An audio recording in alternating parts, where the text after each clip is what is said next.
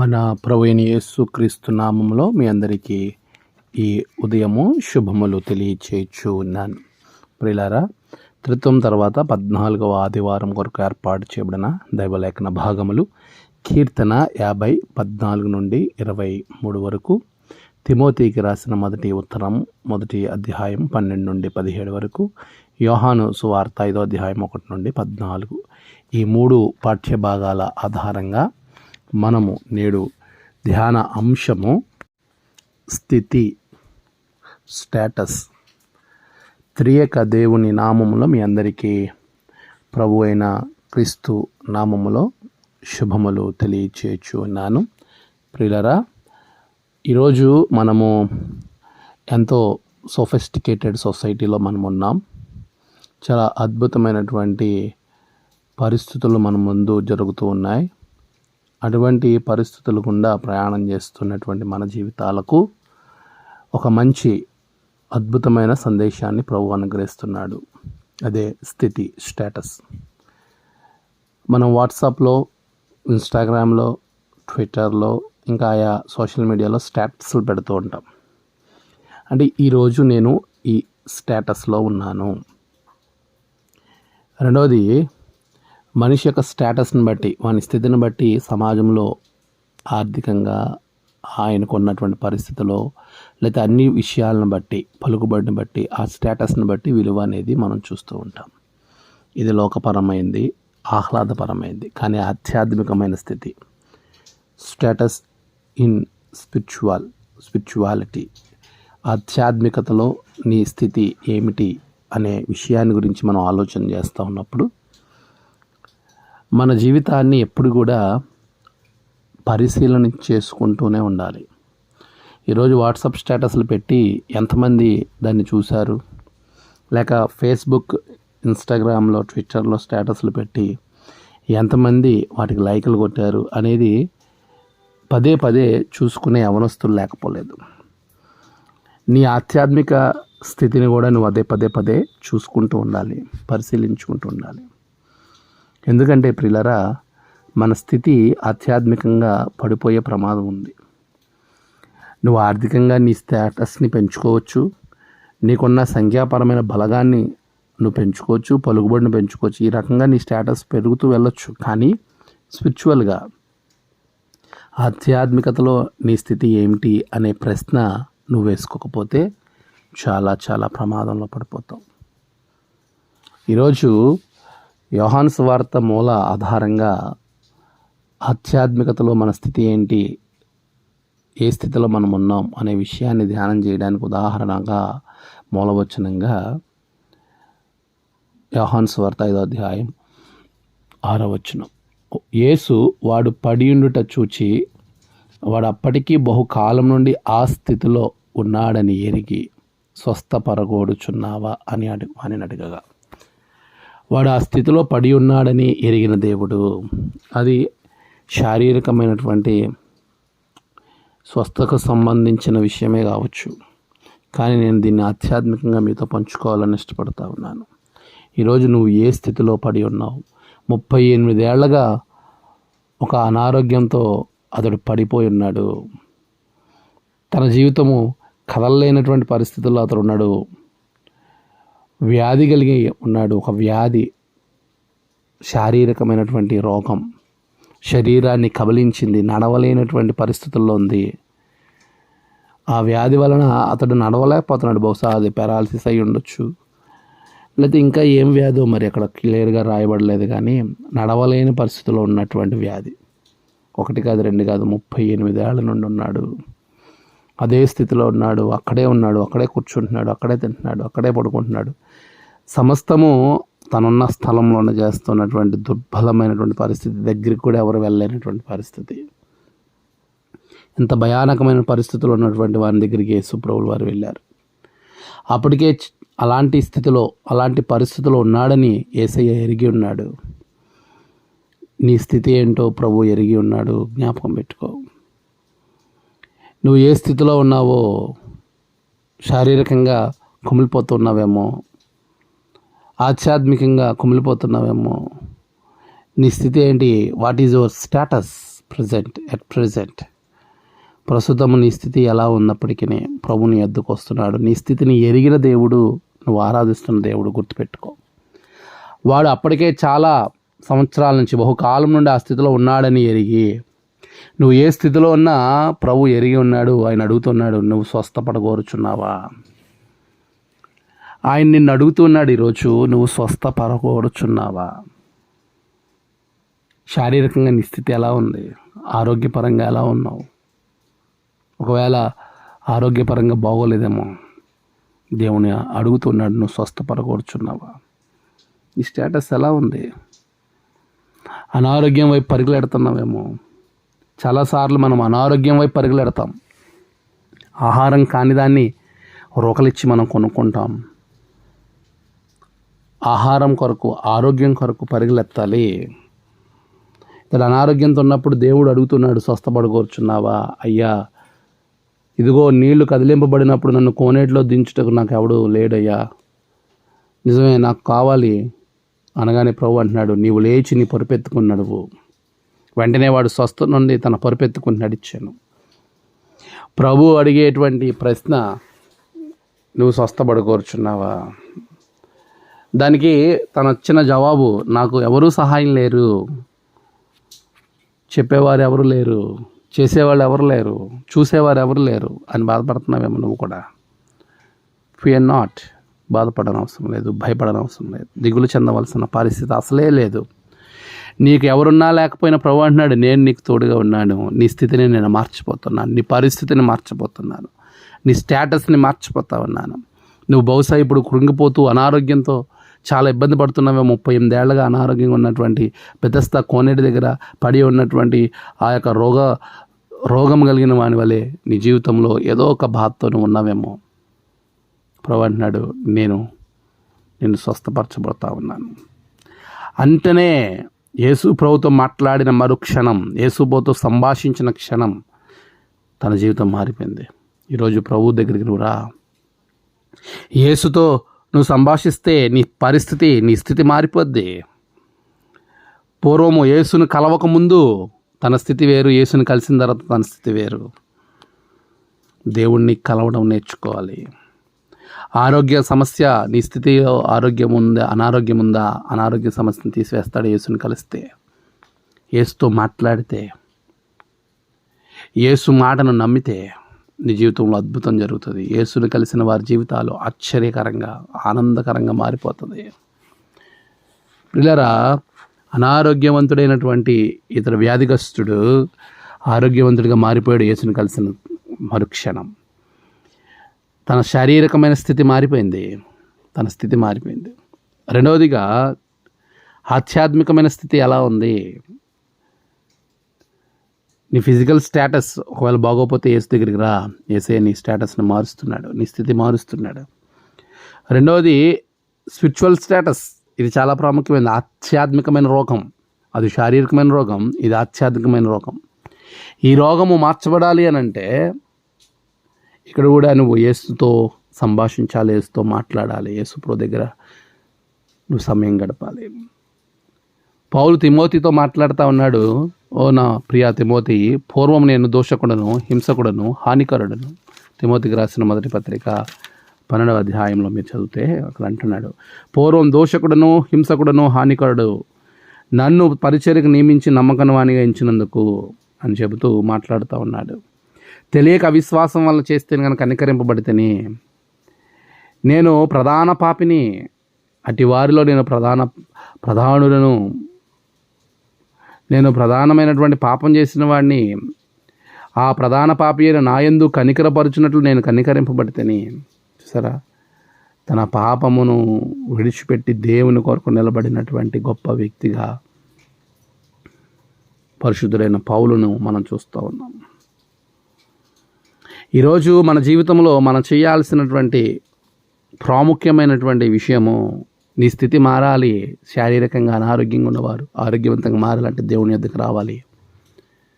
ఆధ్యాత్మికంగా నీ స్థితిలో పాపపు స్థితి నుంచి దేవుని యొక్క పూర్ణత్వంలోనికి, ఆయనలోనికి నువ్వు రావాలంటే, ప్రభు చేత ఆశీర్వదింపబడాలంటే, నిత్య జీవము పొందుకోవాలి అని అంటే నీవు చేయాల్సినటువంటి విషయం రెండవది ఏంటంటే దేవుని యొద్దకు వచ్చి నీవు వాటిని ఒప్పుకొని విడిచిపెట్టాలి. అవిశ్వాసం వల్ల చేశాడు, అప్పుడు కనికరింపబడ్డాడు. ఇప్పుడు విశ్వాసంలో దేవుని కొరకు జీవించాడు పౌలు. అదే చెప్తా ఉన్నాడు ఇక్కడ. ఆయన విశ్వాసాన్ని గురించి కనబరుస్తూ ఉన్నాడు, తన సాక్ష్యాన్ని ప్రకటిస్తూ ఉన్నాడు.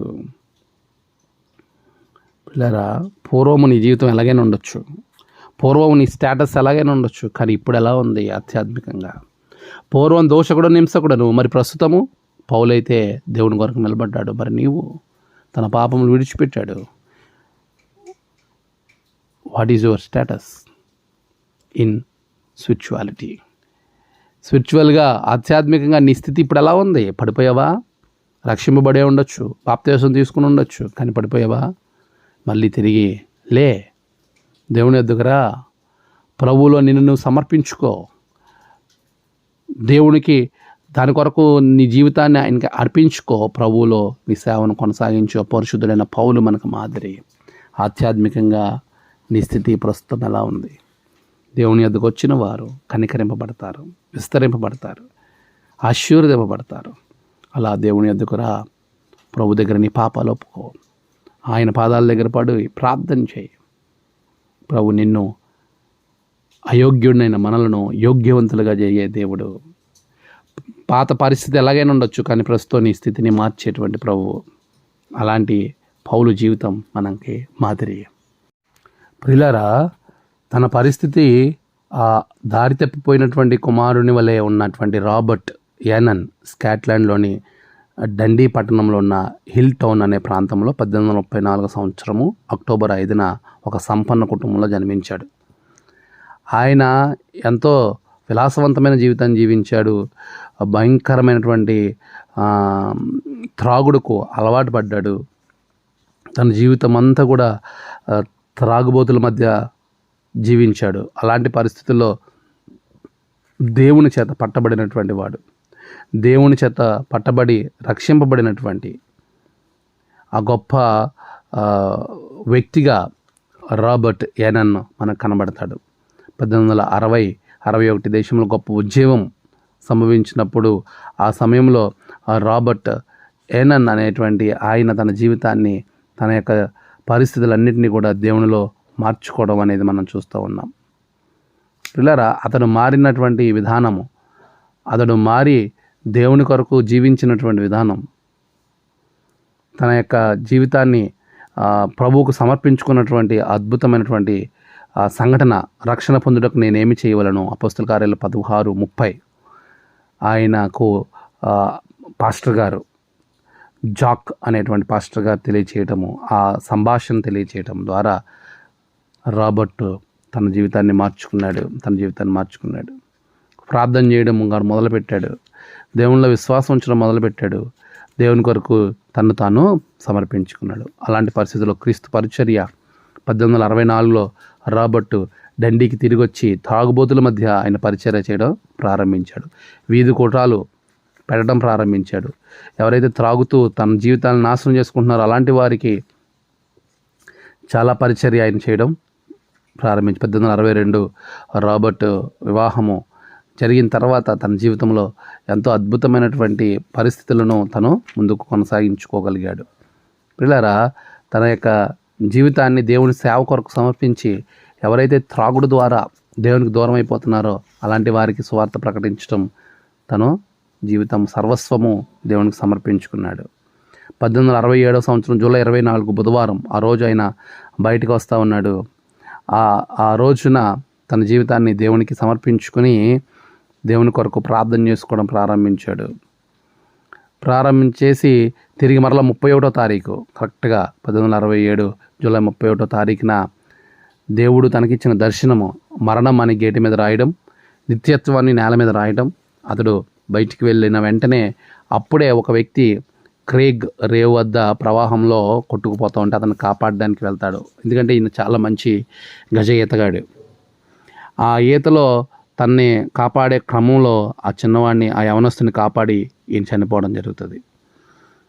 ఒక విషయం జ్ఞాపకం పెట్టుకోవాలి. 1867 ఆగస్టు 3న ఆయన భూస్థాపన కార్యక్రమం జరిగింది. అయితే ఆయన గురించి ఎంతో గొప్ప సాక్ష్యం రాబర్ట్ ఎనన్ అనేటువంటి ఆయన ఒక సంఘాన్ని కూడా స్థాపించలేదు, ఒక పుస్తకం కూడా రాయలేదు, పాదిరిగా ఒక్కసారి కూడా దేవుని మందిరంలో వేదిక మీద ప్రసంగం చేయలేదు. కానీ 19వ శతాబ్దంలో డండి పట్టణంలో గుడిసెలలో చీకటి కూపల్లో నివసిస్తూ చాలని దుస్తులతో త్రాగుడు చేత పట్టబడి కూటికి తిప్పలు పడుతున్న దీన దరిద్రుల ఆత్మల పట్ల ఆయన ఎంతో భారం కలిగి జీవించాడు. వారిని క్రీస్తు ప్రేమలోనికి నడిపించాడు. ఎంతోమందిని దేవుని నామమున రక్షించి తన జీవితం, తన సాక్ష్యం, ఎలాగైతే నేను త్రాగుడు ద్వారా దేవుని దూరమైన ప్రేమను తిరిగి పొందుకున్నానో అలా అనేకులను దేవుని యొద్దకు చేర్చాలని త్రాగుబోతుల మధ్య పరిచర్య, ఎంతో అద్భుతమైన పరిచర్య చేసిన గొప్ప వ్యక్తి, గొప్ప సాక్ష్యం కలిగిన వాడు రాబర్ట్ ఎనన్. ఈరోజు మరి మనము ఏ విధమైనటువంటి ఆధ్యాత్మికమైనటువంటి స్థితిని కలిగి ఉన్నాం? తన స్థితిని బట్టి మార్చుకున్నాడు, తన జీవితాన్ని మార్చుకున్నాడు. మరి నీవు ఎలా నీ జీవితాన్ని మార్చుకుంటున్నావు? ఒకసారి ప్రశ్నించుకో. నీ స్థితి శారీరకంగా అనారోగ్యంగా బాగుండకపోవచ్చు, కానీ దేవుని యొద్దకు వస్తే చాలా సంవత్సరాల నుంచి పడి ఉన్న రోగి వలె నువ్వు స్వస్థ పొందుకుంటావు. నువ్వు ఆధ్యాత్మికంగా నీ స్థితి బాగుండకపోవచ్చు, కానీ పౌలు వలె దేవుని యొద్దకు వచ్చి వాటిని ఒప్పుకొని విడిచిపెడితే పౌలు వంటి గొప్ప భాగ్యము, నిత్య జీవాన్ని ప్రసాదించే భాగ్యము దేవుడు నీకు ఇస్తాడు. నీ స్థితి ఎలా ఉంది? దేవునిలో శారీరకంగా, ఆధ్యాత్మికంగా నీ స్థితి ఎలా ఉంది? ప్రియులారా, ఇప్పుడు మరొక ప్రాముఖ్యమైన విషయాన్ని జ్ఞాపకం చేస్తున్నాను. మన స్థితి ఆధ్యాత్మికంగా, శారీరకంగా బాగుండాలి అని అంటే దేవుని యొద్దకు రావాలి అనేటువంటి విషయాన్ని జ్ఞాపకం చేశాను. వచ్చిన నీవు ఆ స్థితిని కొనసాగించాలని అంటే, ఆ స్థితిలో మనము కొనసాగింపబడి మంచి మెరుగైన పరిస్థితుల్లో మనం ముందుకు వెళ్ళాలని అంటే చాలా సంవత్సరాల నుంచి పడి ఉన్న వాని యొద్ద నుండి ఒక విషయాన్ని ప్రభు చెప్తాడు. నీకు మరి ఎక్కువ కీడు కలగకుండానట్లు ఇకను పాపం చేయకము. యోహాను సువార్త 5వ అధ్యాయంలో మనకు కనబడుతుంది. ఆయన అంటున్నాడు చివరిగా, ఇకను నువ్వు పాపం చేయొద్దు. బహుశా పూర్వము నువ్వు తెలుసో తెలియక చేసుంటావు, కానీ ఇప్పుడైతే ఇకను పాపం చేయకము. యోహాను సువార్త 5వ అధ్యాయము 14వ వచనం, ఇకను పాపము చేయకము. ఇక మీదట పాపం చేయొద్దు. తెలియక ముందు పాపం చేస్తావు, ఇక మీదట పాపం చేయొద్దు. నేను నువ్వు సరిదిద్దుకో. అదే అంటున్నాడు 50వ కీర్తనలో, దిద్దుబాటు నీకు అసహ్యం. అది కాదు కావాల్సింది, నువ్వు దిద్దుకో. సరిదిద్దుకొని దేవుని యొద్దకు వచ్చిన నీవు, ఆధ్యాత్మిక స్థితిని మార్చుకున్న నీవు దిద్దుబాటును మరలా చేసుకోకూడదు. నువ్వు ఇకను పాపం చేయకము, ఇకను పాపం చేయకుండా దేవుని కొరకు నిలబడు. ఒకటి. రెండవదిగా, మన జీవితంలో ఆశీర్వాదమైన స్థితి మనం కలిగి ఉండాలంటే, మొదట మన స్థితి కొద్దిగా ఉన్నప్పటికీ తొదకు ఆ స్థితి అద్భుతంగా మారాలనంటే, శారీరకంగా, ఆధ్యాత్మికంగా మనము అలాంటి ఆరోగ్యకరమైన పరిస్థితుల్లో మనం ఉండాలి అని అంటే, శారీరకంగా కానీ ఆధ్యాత్మికంగా కానీ, మొదటిది పాపం చేయకూడదు. రెండవది స్తుతియాగం చేయాలి. 50వ కీర్తన ఆయన అంటాడు 14వ వచనం, దేవునికి స్తుతియాగము చేయము. 23వ వచనంలో కూడా చెప్తాడు అదే విషయము. మనం 23వ వచనం, స్తుతియాగం అర్పించేవాడు నన్ను మహిమపరుచుచున్నాడు. స్తుతియాగము, దేవుణ్ణి స్తుతించడం మర్చిపోకూడదు. పాపం జోలికి వెళ్లకుండా దేవుణ్ణి స్తుతిస్తూ మన జీవితాన్ని గడపాలి. అలా గడిపే వారి జీవితాలు ఆశీర్వదింపబడతాయి. శారీరకంగా, ఆధ్యాత్మికంగా నీ స్థితి మారాలంటే దేవుని యొద్దకు రావాలి. చాలా సంవత్సరాల నుంచి పడి ఉన్నటువంటి ఆ మనుషుడు దేవుని యొద్దకు వచ్చాడు, దేవునితో మాట్లాడాడు, దేవుని కలుసుకున్నాడు. ఎప్పుడైతే దేవునితో మాట్లాడి సంభాషించాడో తన జీవితం మారిపోయింది, స్వస్థ పొందుకున్నాడు. రెండవదిగా, తన జీవితంలో పాపము చేయకుండా దేవుని కొరకు సాక్షిగా నిలబడ్డాడు. ఆధ్యాత్మికంగా పౌలు అలాగనే మారాడు, దేవునితో మాట్లాడాడు, దేవునితో సంభాషించాడు, దేవుని కలుసుకున్న తర్వాత తన జీవితం మారిపోయింది. దేవునికి సాక్షిగా నిలబడ్డాడు పౌలు కూడా. ఈ సాక్షి జీవితం కలిగి ఆశీర్వాదకరమైన జీవితం మన జీవితంలో ఉండాలంటే మొదటిగా పాపం చేయకూడదు. రెండవది, ఎల్లవెల్ల దేవుణ్ణి స్తుతించాలి. మూడవది, పౌలు ద్వారా మనం నేర్చుకోవాలి. తిమోతితో మాట్లాడుతున్నాడు, కృతజ్ఞత కలిగి జీవించాలి. దేవునికి నేను కృతజ్ఞుడను అంటున్నాడు అక్కడ.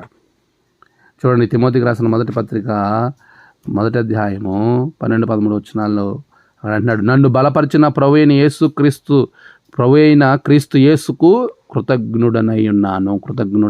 ఇది ఎప్పుడు మర్చిపోకూడదు.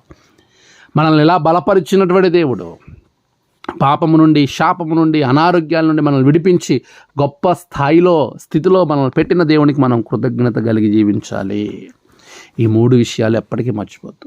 పాపం చేయొద్దు, దేవుణ్ణి స్తుతించటం మర్చిపోవద్దు, దేవునికి కృతజ్ఞతగా ఉండకుండా నువ్వు ఎప్పుడు కూడా తొలగిపోవద్దు. ప్రియులారా, ఈ 3 నువ్వు చేసినప్పుడు నీ పరిస్థితి ఎలా ఉన్నప్పటికీ దేవుడు ఆ స్థితిని మార్చిపోతూ ఉన్నాడు. మొదట నీ స్థితి కొద్దిగా ఉన్నప్పటికీ వేకువజామున వెలుగు తేజరిల్లినట్లుగా నీ స్థితిని మార్చే దేవుడు, నీ పరిస్థితిని మార్చే దేవుడు నీతో ఉన్నాడు అనే విషయాన్ని నువ్వు ఎప్పుడు కూడా మర్చిపోవద్దు. అది ఎప్పుడు సాధ్యమవుతుంది అంటే నువ్వు పాపం చేయకుండా ఉన్నప్పుడు.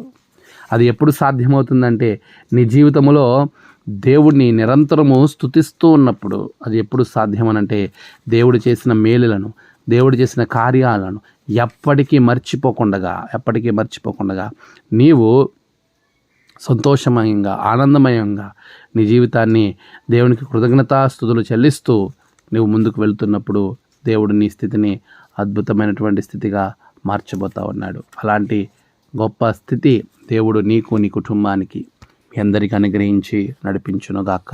ఆమేన్. ప్రార్థన. సర్వోన్నతుడా, సకల ఆశీర్వచనాలకు కారణభూతుడా, ఉన్నతమైన స్థాయి, ఉన్నతమైన స్థితి, ఆ గొప్ప స్టేటస్ బిడ్డలకు దయచేయండి. అనారోగ్యంగా వారి పరిస్థితి ఎలా ఉన్నప్పటికీ మార్చండి. ఆధ్యాత్మికంగా ఎలాంటి స్థితిలో ఉన్నారో పడిపోయిన స్థితిలో నుంచి వారు లేవనెత్తండి. ఆ లేవనెత్తబడినటువంటి వారు అక్కడే సుస్థిరంగా, సంతోషంగా ఉండడానికి పాపం జోలికి వెళ్ళక నేను స్తుతిస్తూ నీ కృతజ్ఞతలు చెల్లించే గొప్ప పరిస్థితిని వారి హృదయాల్లో కల్పించమని, బిడ్డలను ఆశీర్వదించమని యేసు నామమున ప్రార్థించి వేడుకొనుచున్నాం తండ్రి. ఆమేన్. తండ్రి, కుమార, పరిశుద్ధాత్మ త్రియేక దేవుని దీవెన మీకు తోడుగా ఉండి నడిపించునుగాక. ఆమేన్.